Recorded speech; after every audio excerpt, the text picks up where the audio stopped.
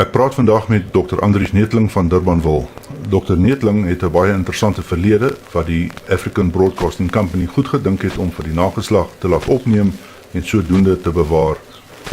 Dr. Neethling, dit is inderdaad 'n groot voorreg om vandag met u te kan gesels. U is baie welkom. Kom ons begin by die begin. Waar is u gebore en wanneer? Dit was in 1876 in Hopefield op die Weskus. Dit beteken dat u amper 60 is? Ja, volgende jaar. Dokter, vertel my van die ouers. My pa was Johannes Henoch Neethling.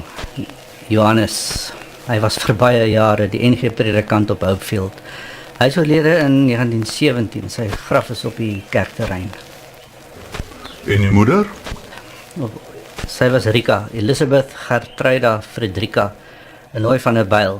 Sy is onlangs oorlede in 1930. Sy is langs my pa begrawe. Vertel my meer van die skooljare.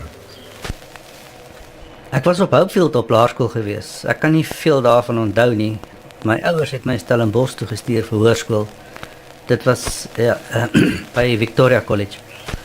Dokter, ek wil dinge nou nie vooruitloop nie, maar het u toegeweet dat Magdalene op Rennies meisieskool was? Wag nou. Ons het 'n ooreenkoms. U is heeltemal korrek. Jammer, hierdie onderhoud sal nie vrygestel word voor u eggenoot se dood nie. Inderdaad. U het 'n afskrif van die kontrak. So u het geweet dat Magdalene op Rennies meisieskool was. Ja, sy het my jare later vertel. Maar ons hoërskooljare het glad nie oorvleuel nie. Sy is baie jonger as ek. Magdalene leef dus nog. Ja, sy bly in Pretoria, maar ons het geen kontak nie. Wanneer het u Magdalene die eerste keer ontmoet? Seker maar op laerskool. Ons ouers het soms gekuier. Klein Willem is nogal ver van Hopefield af. My pa was predikant in Hopefield. Ek onthou 'n kuier op hulle plaas. En hulle was een keer op Hopefield toe daar kerkbazaar was. Kan u iets daarvan onthou? Nie regtig nie. Dis maar wat kinders doen. Ons swem in die plaasdam, ons ry perd, ons sterg mekaar, ons speel speletjies. Ek was al uit skool uit toe sy 'n tiener was. Na skool is u Skotland toe. Dis reg. Ek het 'n geleentheid gehad om na die Universiteit van Edinburgh te gaan vir mediese opleiding en ek het klaargemaak in 1899. Dit was net voor die oorlog. Vertel my meer van Edinburgh. Dit was baie anders as die kolonie in Stellenbosch. Die studente was baie meer ingestel op wêreldsake. Filosofie was die inding, die kunste, die sielkunde en so. En het u deelgeneem?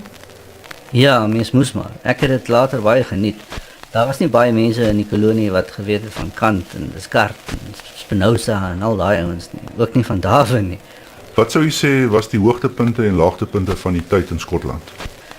Ja, daar was heel wat. Maar ek sou sê die dag toe ek vir Jean Marais in Londen raakgeloop het, staan nogal uit in my herinneringe. Ons het die dag heerlik gepraat oor Suid-Afrika. Hy was natuurlik van die ZAR en ons het lekker gelag oor sy relletjies met Paul Creer in sy koerant. Ek moet hom eintlik weer opsoek. Laagtepunt, die weer was definitief 'n laagtepunt. Het u vriendinne in Skotland gehad? Nee, nie regtig nie. Ek was eintlik maar 'n skamerige jong man. Was u bewus van die moontlikheid van oorlog in Suid-Afrika? Die pers was vol daarvan. Ek het as Kaapenaar neutraal gevoel en het nie regtig kant gekies nie. Vertel my meer van James Seawright en sy ambulans. Hy was die erepresident van die South African Students Union by Edinburgh. Dis die studente wat self met die idee gekom het van die ambulans.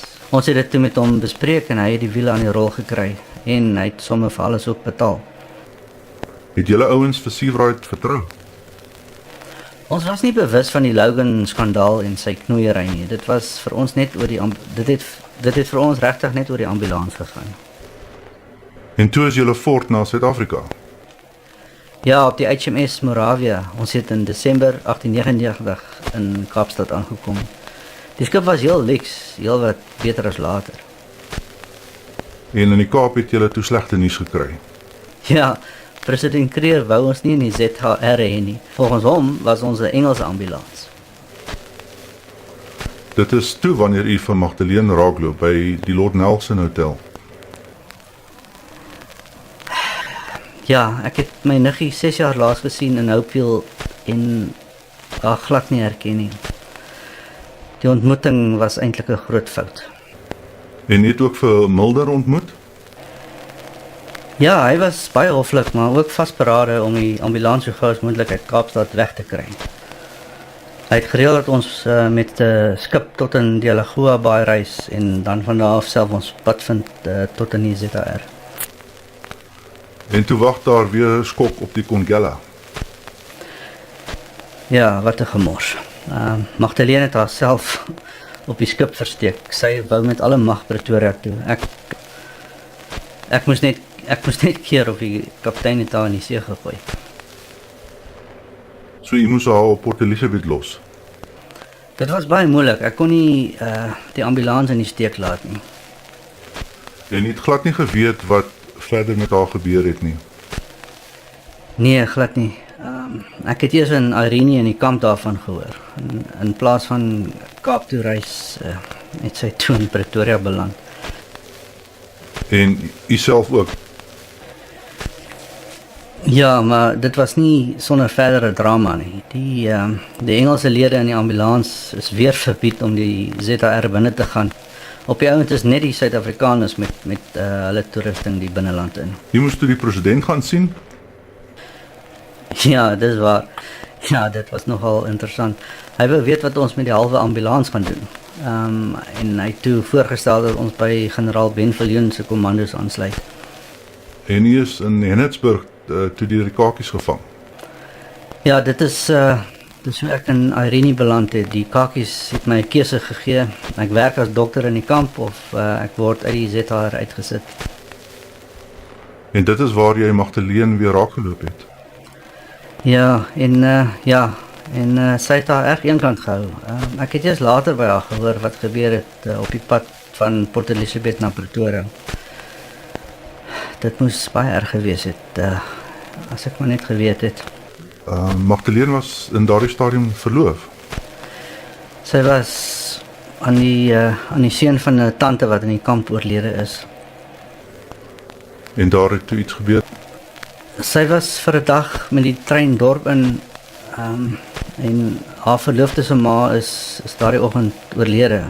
En ek het gevoel ek moes haar persoonlik daarvan vertel. En ja, toe is ek ook in dorp toe. Sy was by die tante se dorpshuis. Magdalene was baie ontsteld. Ja, ons het daardie nag ons liefde vir mekaar besef. Jy is toe terug Kaap toe. Ja, ongelukkig, die droë lug van die Hoëveld was nie goed vir my nie. Ek sukkel vandag nog daarmee. En Magdalene? Sy wou met alle mag saam, maar ek moes keer. Ek bedoel, sy was verloof gewees. Jy het dus jare later eers gehoor van. Ja, ons het na die oorlog vir oulaas ontmoet in die goewermentstuine. Haar man het nooit van Irene geweet nie. Hy is in 23 oorlede, hartaanval. Wat doen Andries Netling deesdae? Ek praktiseer nog in Durbanville, maar seker nie meer vir lank nie. En Magdalene? Ek gaan na haar lewe met haar kinders. Sy's regtig deur genoeg hel. Ek sal altyd lief bly vir haar en ek dink sy vir my, maar die boek is toe op ons verlede. Sy sal seker haar dogter op die regte tyd vertel wie haar pa is. Vertel my van die hofsaak. Ek was nie self daar nie, maar dit was die koerante vol. Ek kon dit alles verhoed het as ek saam met haar Kaap toe gereis het. Hoe voel jy vandag oor Jones? Dis moeilik. Hy het daarom nie, jy weet. Maar dit wat hy gedoen het was net so erg. Hy is in die tronk waar hy hoort.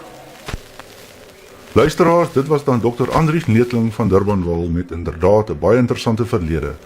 Dr. Netling, dit was 'n voorreg om u te kon ontmoet. Dis 'n plesier.